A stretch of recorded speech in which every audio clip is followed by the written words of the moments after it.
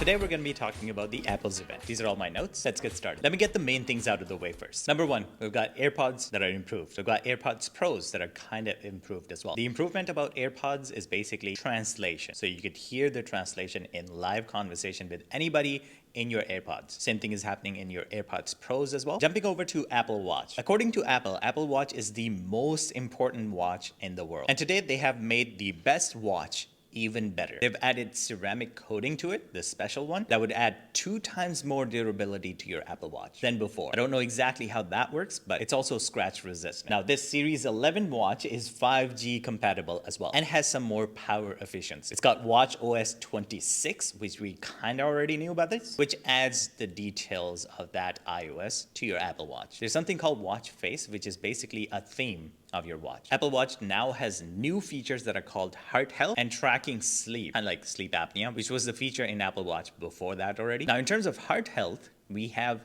high blood pressure warning, also called hypertension, now a feature in Apple Watch. So basically your watch can scan and it has its own algorithm that can keep track of your vitals. Now, because it has so many health features, it might get qualified as a health device, and you can probably purchase it through your health insurance. Most likely it's not going to work, but you can try. Now, Series 11 has 24 hours of battery life for this watch. It's got cool colors, a lot of cases that are recycled titanium. So Apple has basically found a really good way to basically 3D print the titanium from older devices onto these cases and things like that. Also, Apple is launching some wristbands with Nike. Now, every single one of these bands have their own theme, or according to Apple Watch Face, that matches basically the color of your band. That's all you should know about the Apple Watch. Now, moving on to Apple Watch SE. It's got the double tap feature, wrist flip kind of thing that was there already, heart rate monitoring, fall detection, and it tracks the vitals. Basically all the features that were there in the Apple Watch before that. It also has the sleep apnea tracking and sleep overall scoring as well. Now, if for some reason your headphones are not working, you can listen to your music or podcast directly into Apple Watch SE speakers as well. It's got 18 hours of battery life, and it's 2 times faster than the previous version. I don't know.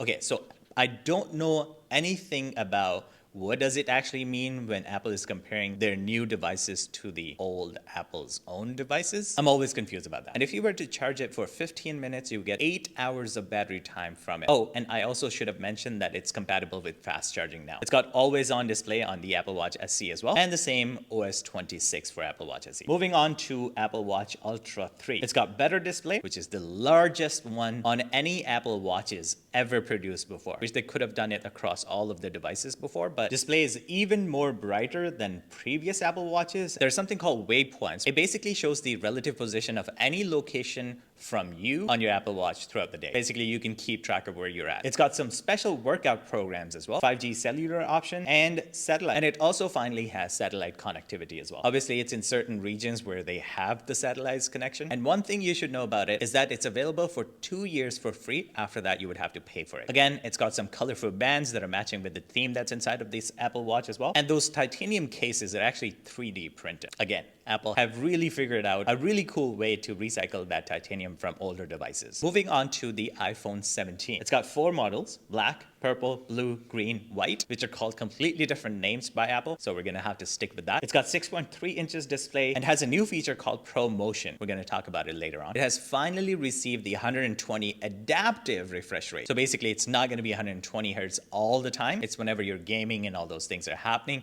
only then it would switch to 120 hertz. It also has always on display, which is about 1 hertz. We already know about the lock screen widgets and display things that they're doing. The new iPhone 17 has that as well. 3000 nits of brightness, so it'll be much easier to use outside as well. So the ceramic coating that we were talking about in Apple Watch, the same thing is happening here in iPhone 17 as well, which makes it much more scratch resistant. They mentioned about 3 times more than the previous version. I don't know what that means again. It's got some atomic level coating special from Apple to make it more stronger. And it has 7 layers of anti-reflective screen. So finally, the same thing that Samsung was doing for a couple of years now, Apple has finally done it. Now, this is where things are getting a lot more interesting. There's something called A19 chip, which is the latest chip that Apple has produced. It's got 3 nanometer tech overall, which makes it a lot faster than the previous version. It has its own neural engine, power display, display, which keeps track of the display as well and kind of optimizes the power for it. Since iPhone 17 has on-device local LLMs, this chip is very good for processing those. And it's got 6 core CPUs and 5 core GPUs. They also showed a fast speed graph that kind of didn't really make sense for me. And yes, iPhone 17 has Apple Intelligence. They mentioned about the feature called visual searches that was there in iPhone 16 already. The only thing different is that when you're doing the visual search, you can select which search engine you want to search on, and most likely it'll be just Google like 99% of the times. I don't know why they added that. The same translation feature. They've added about 8 hours of video play. In total, they have 16 hours of video play in iPhone 17. According to Apple, if you were to charge this for 10 minutes, you'll get 8 hours of video playback. Wow. Now let's talk about the camera. It's got 48 megapixel dual fusion main camera, which means it's got multiple cameras within one camera, and it's all done basically in software. And the main thing different about these cameras is the smallest file size per image. Now the same 48 megapixel is for ultra wide camera as well, and the telephoto lens. Remember the center stage that they announced a couple of iPhones ago? They've added that to the iPhone 17's front camera. It'll help stabilize the footage, and it makes it much more wider. For the front camera sensor, they've changed the shape of it from rectangular to a square. Now this makes the picture overall much more bigger. So basically you can take a picture just like this instead of changing the camera angle and taking a horizontal picture like this.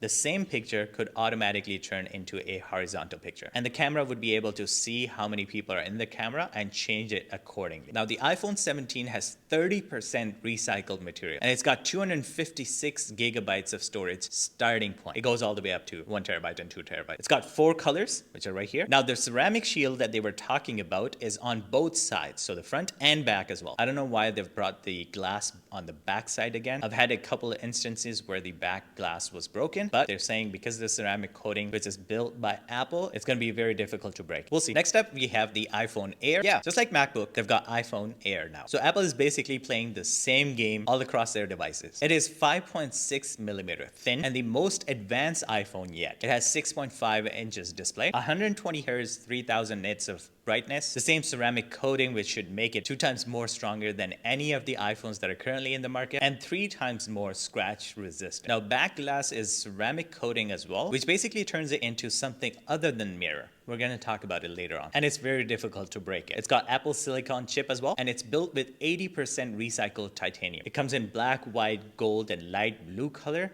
I don't know what they're calling it. It's obviously we're going to have to go with what Apple is calling it. It has A19 Pro chip, which is much more advanced than A19 itself. A19 Pro has 6 core CPUs and is the fastest CPU in any iPhone ever made. It's very energy efficient, 5 core GPUs, and it's got a special neural engine for AI and overall processing the LLMs that are inside. They've added much more features to this iPhone Air. Apple added a new chip called N1, which is really good for Bluetooth and wireless connection, and it's going to improve the Wi-Fi 6 connectivity as well. They introduced C1 last year, and C1X is the one that they have the upgraded version of it in iPhone Air, which is basically 2 times faster than the older version, and it's basically the modem for your iPhone. Now, iPhone Air has single camera connection. If you notice, iPhone Air actually has only one camera, but it has 48 megapixel and the Apple's camera fusion system, which means basically it has multiple cameras within one camera using software and the neural engine that they have. It also has photonic engine, which makes it great for low light photos, 2 times telephoto lens, and the computational photography feature. It can take 26 mm, 28 mm, 35 mm,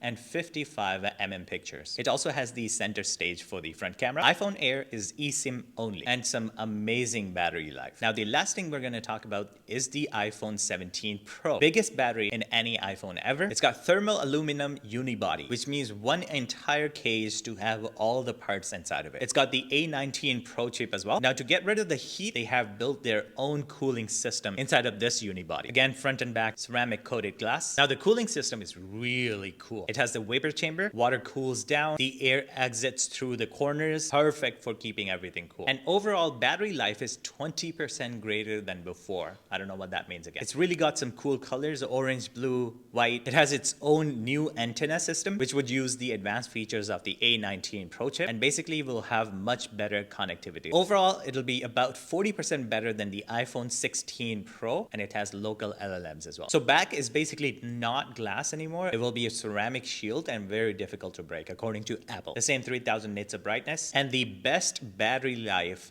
ever in an iPhone. 2 hours of charging would give you about 39 hours of battery life. It also has the pro camera features, which were there before. Now they just improved it. 18 megapixel front camera, which has the center stage. And this apparently is the absolute best choice for the content creators. I don't know about that. I agree with that, but you would need a lot more storage. It's very sharp in brightness as well. The entire Apple event was shot on iPhone 17 Pro and was edited in Final Cut Pro. Not to mention the lighting was extra. It's not like there was no lighting and they were just using iPhones to generate that kind of quality. For the Pro video format features, they have added ProRes RAW capture, which was there in like the highest end cameras before. The display has two options, 6.9 inches and 6.3 inches in this one. So whether you're in thunderstorm or just doing some crazy Red Bull type of video production, iPhone 17 Pro apparently is a really good camera. It starts at 256 GB, which for all of these features is not enough, especially if you're a content creator. According to Apple, you would probably need about a terabyte or 2 terabyte, which is the highest that you can go. Starting price for iPhone 17 is $799, then the Air starts at $999, and the Pro starts at $1099, which is not bad because you get about $1,100 for trading in your old iPhones that are iPhone 13 or later versions. Now let's talk about what I think about this. With the exception of iPhone 17 Air and the chip inside of the iPhone 17 Pro, almost all of the devices have almost similar features. Now this is exactly the same thing that's happening across all the market for smartphones. But there is one thing different that Apple always does. They're